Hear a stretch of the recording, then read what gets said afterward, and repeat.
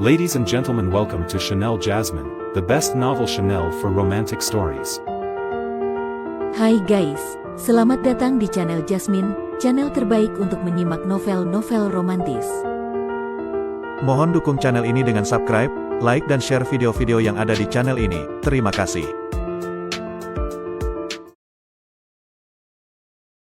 Kaisar Agung Seni Bela Diri Bab 1394. Teknik Dewa Perubahan, Luo Xiu berdiri tak bergerak di atas cakram Dao abadi. Namun, saat ranah dari dua ahli tingkat akhir penguasa Dao menyelimutinya, ranah itu seketika lenyap tanpa jejak, bagaikan api besar yang disiram oleh banjir. Baik itu ranah mereka maupun serangan jurus sakti mereka, semua cara yang mereka gunakan sama sekali tidak bisa mendekati tubuhnya. Kedua penguasa Dao dari kota Wukong itu merasakan kengerian yang luar biasa di dalam hati mereka.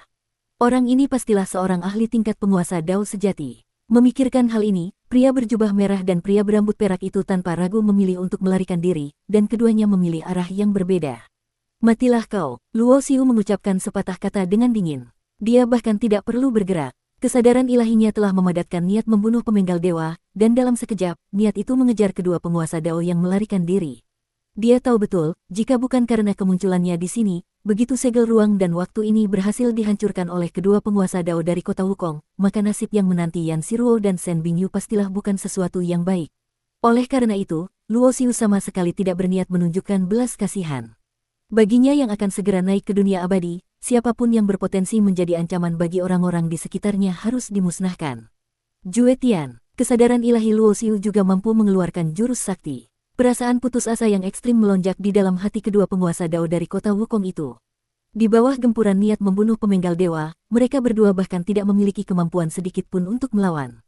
Dalam sekejap, lautan kesadaran mereka hancur lebur, dan istana lumpur mereka remuk berkeping-keping. Boom, boom, dua kabut darah meledak di angkasa berbintang, laksana kembang api berwarna merah tua. Pemandangan ini, di mata wanita berbaju biru itu, membuatnya merasa sangat tidak percaya. Mereka adalah penguasa Dao, dan terlebih lagi, mereka adalah tetua tingkat akhir penguasa Dao yang kuat dari kota Wukong. Bagaimana mungkin mereka bisa dibunuh dengan begitu mudah? Luo Xiu mengulurkan tangannya dan meraih. Dua cincin penyimpanan mendarat di tangannya. Dia melemparkan salah satu cincin itu kepada wanita berbaju biru. Saat wanita berbaju biru itu menangkap cincin tersebut, matanya terbelalak. Ini adalah cincin milik seorang ahli tingkat akhir penguasa Dao, berapa banyak barang berharga yang ada di dalamnya. Dan cincin ini begitu saja diberikan kepadanya. Dia merasa seolah-olah semua pemahaman yang dimilikinya selama ini telah dijungkirbalikkan pada saat itu juga. Dia tiba-tiba menyadari bahwa senior yang ditemuinya ini ternyata jauh lebih kuat dari yang pernah ia bayangkan. Dari awal hingga akhir, Luo Xiu tidak pernah menanyakan nama wanita berbaju biru itu. Dia memberikannya cincin milik seorang ahli penguasa Dao karena wanita itu telah memberitahukan keberadaan Ruoer dan Bingyu. Terima kasih, senior. Wanita berbaju biru itu tertegun untuk waktu yang lama sebelum akhirnya tersadar dan dengan cepat mengucapkan terima kasih dengan penuh rasa takut dan hormat. Tidak perlu berterima kasih padaku, ini adalah imbalan yang pantas kau dapatkan. Luo Xiu memandang ke arah area segel ruang dan waktu, lalu perlahan berkata, aku telah membunuh dua penguasa Dao dari kota Wukong. Jika kau tidak ingin terseret dalam masalah ini, segeralah pergi dari sini. Baik, junior mohon diri. Wanita berbaju biru itu merasa seolah baru saja mendapatkan pengampunan besar. Setelah mendengar senior ini menyuruhnya pergi, dia segera menggunakan jurus melarikan diri tercepatnya, tidak berani tinggal di sana bahkan untuk sesaat pun. Setelah mendapatkan cincin milik seorang ahli penguasa Dao, dia memiliki harapan untuk menjadi seorang penguasa Dao di masa depan. Pada saat yang genting ini, dia tentu tidak ingin terlibat dalam pertarungan antara para ahli perkasa. Kesadaran ilahi Luo Xiu menyebar luas. Sebelum orang-orang lain dari kota Wukong tiba, dia harus menyelamatkan Ruoer dan Bingyu terlebih dahulu. Terkurung di dalam sana selama lebih dari 200 tahun, dia sangat mengkhawatirkan mereka. Segel ruang dan waktu di wilayah kekacauan ini sangatlah luar biasa. Bahkan dua penguasa Dao tingkat akhir tadi memerlukan waktu hampir 1000 tahun untuk bisa membukanya, menunjukkan betapa kokohnya segel tersebut. Jika tidak menggunakan pedang pemenggal dewa, bahkan Luo Xiu sendiri akan membutuhkan setidaknya belasan tahun untuk membukanya. Namun, bagi penguasa Sura yang memegang pedang pemenggal dewa, tidak banyak formasi segel besar di dunia ini yang mampu mengurungnya. Boom! Angkasa berbintang seketika terkoyak oleh cahaya pedang berwarna merah darah. Kekuatan tebasan ini cukup untuk memusnahkan seorang setengah dewa, dan ketajamannya yang tak tertandingi bahkan mampu menghancurkan artefak abadi. Tentu saja, hanya dengan cahaya pedang saja tidak akan memiliki kekuatan untuk menghancurkan artefak abadi, dan tidak akan mudah untuk menembus segel ruang dan waktu ini. Oleh karena itu, Luo Xiu langsung menggunakan bilah asli pedang pemenggal dewa untuk menebas dinding penghalang segel ruang dan waktu. Boom! Retakan-retakan besar yang mengerikan mulai menyebar. Ruang yang tersegel hancur, dan waktu yang terbelenggu terputus. Yan Shiruo dan Shen Bingyu, yang berada di dalam area segel ruang dan waktu, juga mendengar suara gemuruh itu. Wajah mereka menunjukkan ekspresi ketakutan, karena mereka tahu betul ada seseorang yang melihat mereka melarikan diri ke tempat ini.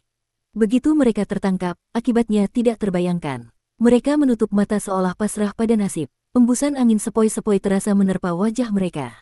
Yan Shiruo merasakan sebuah telapak tangan menyentuh pipinya. Yan Shiruo seketika membuka matanya. Tubuhnya tidak akan mengizinkan siapapun selain suaminya untuk menyentuhnya, dia lebih baik mati. Namun, ketika dia membuka matanya, yang dia lihat adalah seraut wajah yang familiar. Telapak tangan yang membelai wajahnya juga membawa kehangatan dan aura yang begitu dikenalinya. Suamiku, Yan Shiruo merasa seolah sedang bermimpi. Akan tetapi, terlepas dari apakah ini mimpi atau bukan, dia merasa semua ini sepadan bahkan jika harus mati.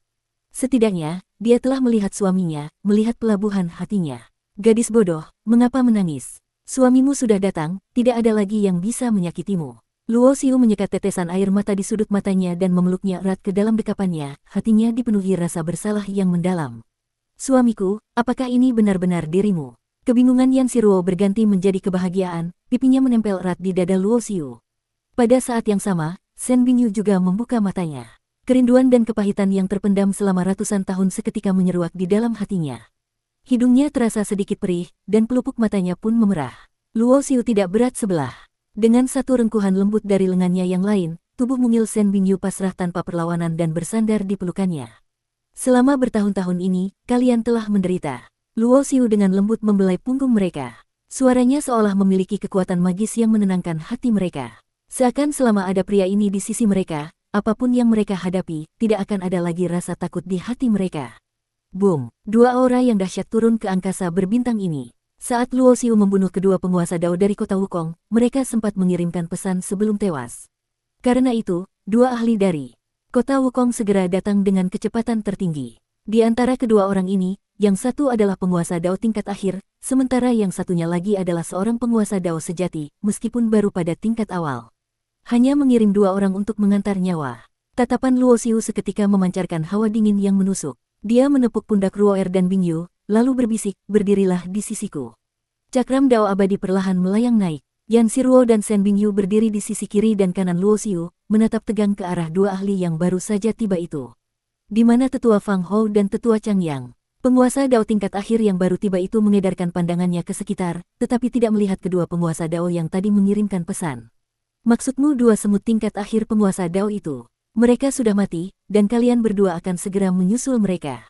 Suara Luo Xiu terdengar pelan, tetapi memancarkan niat membunuh yang luar biasa dingin. Wajah kedua orang di seberang seketika berubah. Dan pada saat itu, Luo Xiu sudah bergerak. Dia tetap berdiri tak bergerak di atas cakram Dao abadi. Dengan kekuatannya saat ini, kecuali jika lawannya setingkat setengah dewa, tidak ada yang benar-benar layak membuatnya bertarung dengan serius. Perasaan putus asa yang ekstrim muncul di benak kedua orang itu. Seolah-olah mereka telah melihat diri mereka sendiri tewas, jiwa mereka tercerai-berai, bahkan roh sejati mereka dilenyapkan. Kultivasi yang mereka jalani dengan susah payah sepanjang hidup, semuanya sirna menjadi sia-sia. Di bawah pengaruh jurus sakti Juetian, hati Taoisme mereka terperangkap. Meskipun mereka sadar bahwa ini adalah pengaruh dari sebuah jurus sakti, mereka tidak mampu melepaskan diri dari pengaruh dan belenggu perasaan putus asa ini. Boom! Sebuah tangan raksasa seketika turun.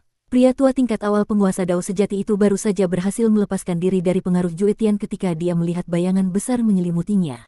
Tangan penghancur bintang, sama-sama merupakan jurus sakti agung tingkat Raja Abadi, jangankan seorang penguasa Dao sejati tingkat awal, bahkan seorang penguasa Dao sejati tingkat akhir pun tidak akan sanggup menahannya. Dengan suara, brak, ahli tingkat penguasa Dao sejati itu hancur lebur oleh tangan penghancur bintang. Bahkan setetes darah pun tidak sempat mengalir, dia langsung musnah menjadi kehampaan, tidak meninggalkan apapun kecuali sebuah cincin penyimpanan. Adapun penguasa Dao tingkat akhir yang satunya, Luo Xiu hanya meliriknya sekilas.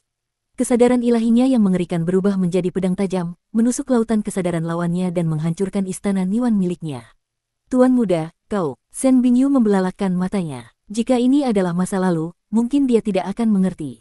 Tetapi setelah berjuang untuk bertahan hidup di dunia ini selama ratusan tahun, dia sangat tahu betapa kuatnya eksistensi seorang penguasa Dao dan penguasa Dao sejati. Mereka adalah ahli yang berdiri di puncak alam semesta. Namun, ahli sekuat itu tampak begitu rapuh tak berdaya di hadapan Tuan Muda, seperti seekor semut. Baru berapa tahun telah berlalu, Tuan Muda sudah menjadi sekuat ini. Pada saat itu, Shen Bingyu tiba-tiba merasakan ketidakberdayaan. Dia ingat saat pertama kali bertemu Tuan Muda, tingkat kultivasi dan kekuatannya hampir sama dengan dirinya. Akan tetapi, setelah ribuan tahun, dia bahkan sudah tidak bisa lagi melihat bayangan punggung Tuan Muda. Bersambung.